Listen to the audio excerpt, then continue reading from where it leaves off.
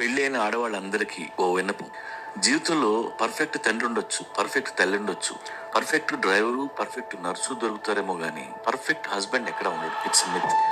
నా మొగుడికి ఇలాంటి క్వాలిటీసే ఉండాలి, ఇలాంటి క్యారెక్టరే ఉండాలి, ఇలాగే ఇలాగే ఇలాగే అని మీరు ఎంత పెద్ద లిస్ట్ రాసుకుంటే అన్ని ప్రాబ్లమ్స్ లో పడిపోతారు. మొగుడిని కష్టమే చేయలేం. అందుకే పెళ్ళైన ప్రతి ఆడది ఏదో ఒక టైంలో కన్నీళ్లు పెట్టాల్సిందే, తప్పు.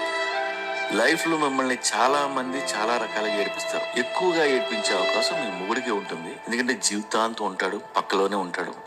మనకు చెప్పకుండా కొన్ని చేస్తాడు, తెలియకుండా కొన్ని చేస్తాడు, సీక్రెట్ గా ఇంకొని చేస్తాడు. అందుకే మీకు కాలుద్ది, తప్పు లేదు.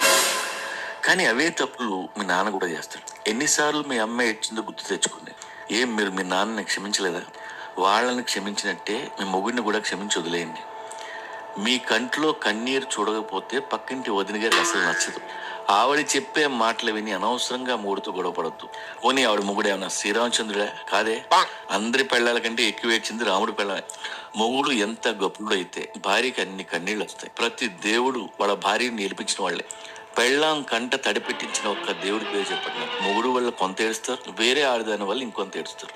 మీకు ఏడవడం వచ్చని తెలిస్తే అందరూ మిమ్మల్ని ఏడిపిస్తారు. అవసరం. అందుకే మీరు సుఖంగా ఉన్నట్టు దయచేసి ఏ పిన్ని గారికి చెప్పొద్దు. కనిపించినప్పుడల్లా కష్టాలు చెప్పండి. అమ్మయ్య, దీని జీవితం కూడా నాలాగే సంకనాథుంది స్వామి, అది చాలు నాకు అనుకుని హ్యాపీగా వెళ్ళిపోద్ది. ఇక తప్పులు చేసే మొగుడిని మీ అన్నయ్యో, తమ్ముడు, నాన్నో అనుకుని వదిలేయండి. జీవితంలో ఆ మాత్రం ఏడుపులు మీకు మొగుడు లేకపోయినా ఉంటాయి. మమ్మల్ని కాదని మీరు నిజంగా సాక్షాత్తు ఆ భగవంతుడిని పెళ్లి చేసుకుంటే అది ఇంకా పెంట. ఎందుకంటే వాడు ఇంటికి రాడు, ముల్లోకాలు తిరుగుతుంటాడు, ఎవరికి ఏ కష్టం వచ్చినా పారిపోతుంటాడు, ఎవరితో ముండకు మూడు చచ్చిపోతే అక్కడికి వెళ్తాడు. మీకు బీపీ వస్తుంది.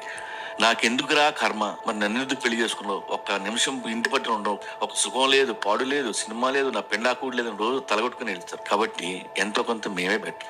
మాతోనో ఏదో గుట్టుగా అలా ఈ కాపురాలు కానిచ్చేయండి. ఏమండి, మేము మగాడం, మా అమ్మలు అనుకునేంత మంచోళ్ళం కాదు, పెళ్ళాలు అనుకునేంత దుర్మార్గులం కాదు, ఏదో మధ్యలో ఏడుస్తుంటాం. దయచేసి అర్థం చేసుకోండి. ఇక్కడ పర్ఫెక్ట్ హస్బెండ్ గానీ పర్ఫెక్ట్ వైఫ్ గానీ ఎవ్వరూ ఉండరు. పెళ్ళి అంటేనే